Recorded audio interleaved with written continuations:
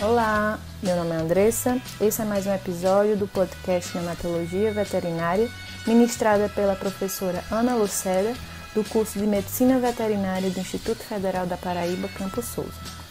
Hoje iremos abordar um pouco sobre a semiologia do recém-nascido de companhia cães e gatos.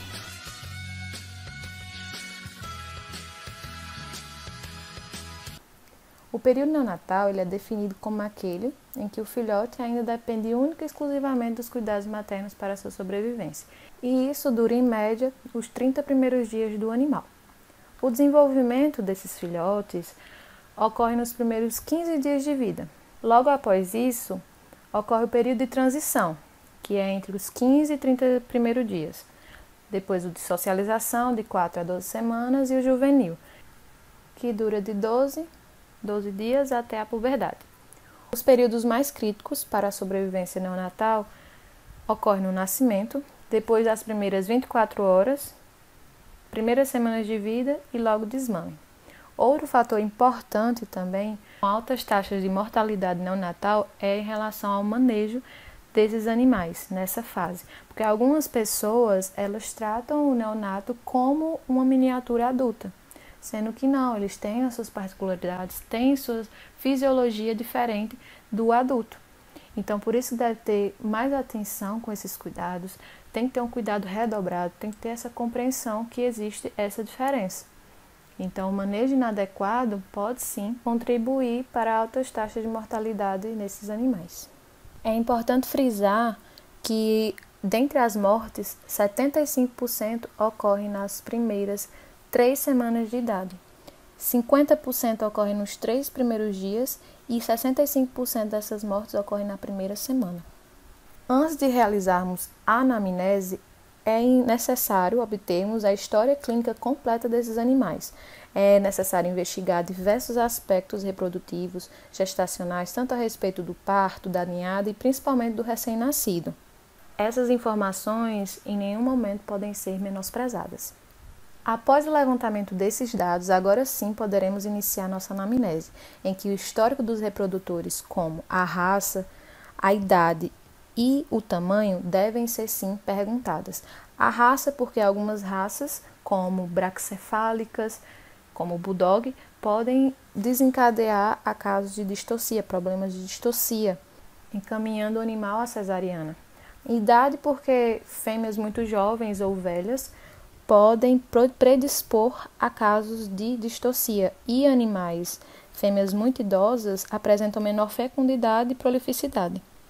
Informações sobre a saúde desses pais, sobre o histórico de doença também são importantes. Investigar se o animal tem alguma fratura pélvica, diabetes, hipotireoidismo ou até alguma doença infecto-contagiosa, um tumor. Se há algum problema hereditário, como a displasia coxofemoral, atrofia da retina, doença renal policística, tudo isso afetar o desenvolvimento fetal do neonato. O conhecimento a respeito de tratamentos anteriores pode se influenciar se foi feito algum tratamento para algum cruzamento indesejável ou fêmeas com disfunções reprodutivas como piométria, brucelose. Questões pertinentes a respeito do reprodutor, como idade, o tempo que ele tem como reprodutor, isso no caso se for um canil, um canis, gatis, a procedência desse animal, tudo isso deve ser levado em consideração. Em relação aos aspectos sobre a gestação, questões como nutrição materna devem ser perguntadas, como é a qualidade dessa ração, a quantidade que é fornecida. Uma dieta equilibrada, o fornecimento de uma dieta equilibrada e de boa quantidade durante a gestação minimiza a necessidade de suplementações minerais, proteicas ou até mesmo energética na mãe. O excesso de proteína dietética ela pode predispor à síndrome do filhote nadador e dietas excessivas ricas podem induzir a obesidade fetal e materna. Por outro lado, a desnutrição materna pode afetar o desenvolvimento fetal, gerando filhotes fracos, abaixo do peso corporal ideal e hipoglicêmicos. A utilização de fármacos durante a gestação deve ser investigada também, porque qualquer medicamento administrado à mãe afetará o feto. causando riscos teratogênicos. Deve-se perguntar também se os animais, os pais, são vacinados, se a vermifugação está atualizada, se ocorreu exposição da fêmea em ambientes contaminados ou de animais infectados, já que isso pode induzir ao aborto tardio ou à morte neonatal. Informações sobre o acompanhamento gestacional e a realização de exames pré-natais devem também ser perguntados. É necessário investigar os antecedentes familiares, como doenças geneticamente transmissíveis, infecto-contagiosas e consanguinidade, se existe histórico de aborto na fêmea. Em relação ao parto, existem algumas questões pertinentes, como a duração do parto, o tipo de parto, se foi normal, se foi uma cesariana, se houve partos anteriores, se a mãe é primípara, multípara, se ocorreu mortalidade neonatal na gestação atual ou anterior e quais os cuidados imediatos que foram tomados durante e após o parto. Em relação aos aspectos sobre o ambiente em que o animal vive, em que o neonato vive, embora pareça irrelevante, casos como afecções ou mortes neonatais estão totalmente relacionadas ao ambiente. É necessário questionar sobre a temperatura ambiente. Quando está inadequada essa temperatura, pode ocorrer casos de hipotermia e hipertermia. Questionar o local onde a mesma é colocada. Deve ser um local ventilado, exposto ao sol por curtos períodos de tempo e localizado longe de ruídos, já que isso pode ocasionar estresse tanto para a ninhada quanto para a mãezinha. Além disso, quanto à higienização do local onde o neonato vive, deve ser tomada atenção, já que existem alguns produtos de limpeza, de desinfecção, que podem deixar resíduos de odores ou levar a aparecimento de lesões cutâneas, tanto para a mãe quanto para a ninhada.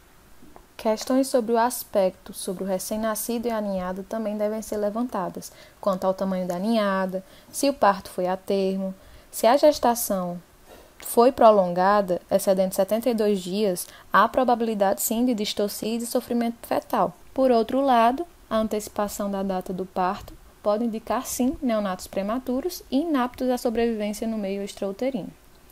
Perguntar se o animal está mamando. Os recém-nascidos, eles permanecem cerca de 80% do tempo dormindo e 20% do tempo mamando. Se ele passar mais de 20 minutos chorando, miando, pode ser sim indício de que ele está sentindo frio ou sono. É importante também perguntar quais as condições corporais desse animal quando nasceu, o peso dele, se ocorreu o rompimento do cordão umbilical, se ocorreu alguma morte neonatal isolada ou de vários filhotes de uma mesma ninhada, se houver ingestão do colostro. Sabemos que o colostro vai afetar totalmente o desenvolvimento do filhote até a puberdade, até a fase adulta, e influenciar assim no seu sistema imunológico. Questionar se houve administração de fármacos, se houve contato com outros animais além da mãe e de outros filhotes da ninhada, se o animal está doente e há quanto tempo, se o proprietário presenciou algum tipo de trauma durante o parto, se foi induzido pela mãe ou pela própria ninhada. Todas essas informações têm que ser obtidas para que, a partir de uma boa anamnese, possamos realizar uma boa conduta clínica. Após a realização da anamnese, iremos realizar o exame físico. O conhecimento sobre a fisiologia neonatal é fundamental, porque não adianta de nada examinarmos o paciente sem saber das suas características peculiares. Ao examinar o neonato, devemos ter muito cuidado em relação à sua manipulação, que deve ser de maneira lenta e delicada devido à imaturidade e fragilidade do paciente. Durante esse período, além do neonato, do recém-nascido, é interessante, nem sempre é possível, mas é interessante sim que possamos avaliar tanto o recém-nascido como toda a ninhada e a mãe. Toda essa avaliação da ninhada, da mãe, é mais comum nos casos de partos cesarianos, mas é fundamental também que, se possível, em partos normais, também seja feita essa avaliação em conjunto. Inicia-se então a inspeção, que vai desde a condição corporal, do nível da consciência, da postura, do padrão respiratório do neonato e deve ser realizado antes de qualquer manipulação. É observada a cabeça, os olhos, as orelhas, a cavidade oral, o palato, com objetivos de identificar alguma alteração, como fontanelas abertas, hidrocefalia, abertura normal das pálpebras, abertura normal dos condutos auditivos. É inspecionado também o tórax e membros torácicos, abdômen, umbigo e ou cicatriz umbilical, na busca de identificar se existe alguma hérnia umbilical, inguinal, onfalopatias. É inspecionado também os membros pélvicos, caudas e suas inserções, a busca de identificar também alguma alteração, como amelia, deformidades em cauda ou na inserção. Região perineal e órgãos perineais também são inspecionados, a fim de observar se existe alguma atresia anal, uma fístula retrovaginal, atresia vaginal. Lembrando que tudo isso deve ser apenas inspecionado, sem manipular o animal, sem tocar no animal, apenas observando. Após a realização da inspeção, agora poderemos iniciar o exame físico e, se houver condições, não só avaliar o neonato, os recém-nascidos, como também a mãe.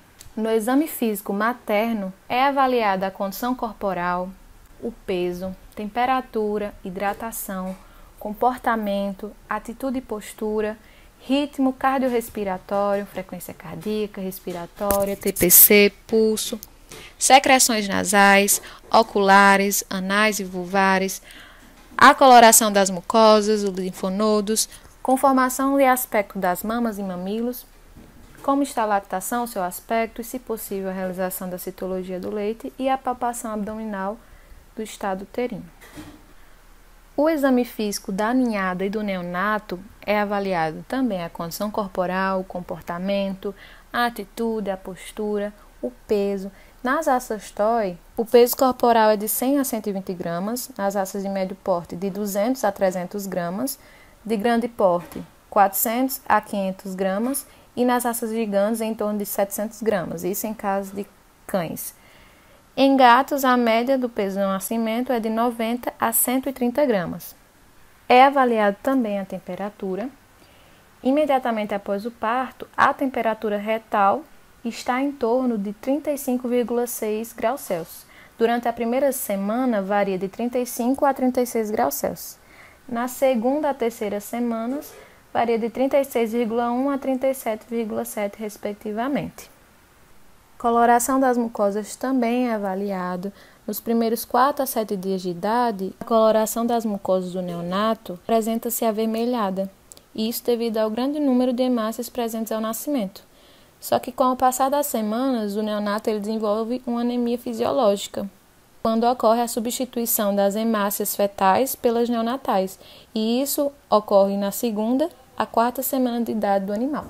Os parâmetros vitais também são avaliados. A frequência cardíaca, durante a primeira e segunda semana, varia em torno de 210 a 220 batimentos por minuto.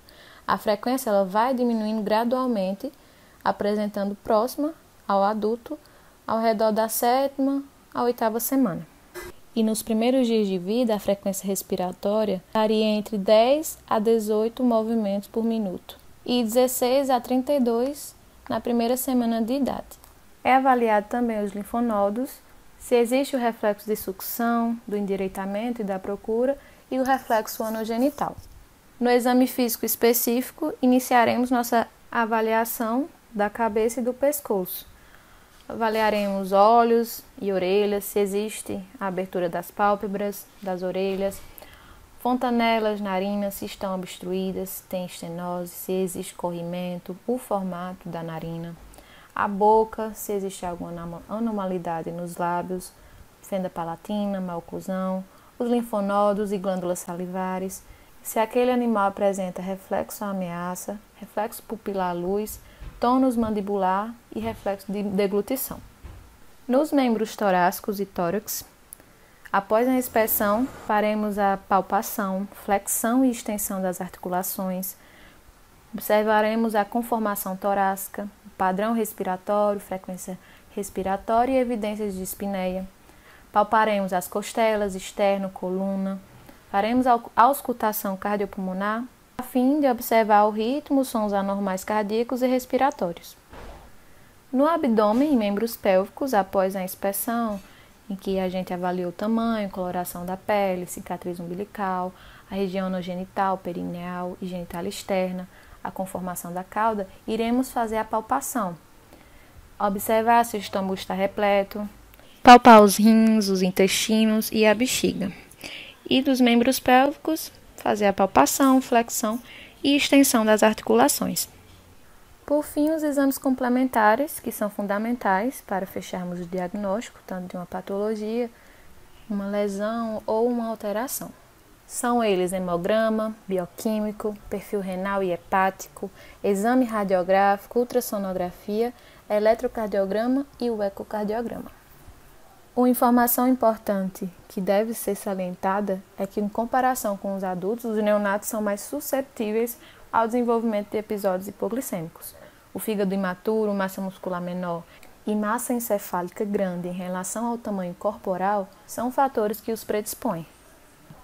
E esses foram os métodos semiológicos do episódio de hoje. Espero ter contribuído para o aprendizado de todos vocês.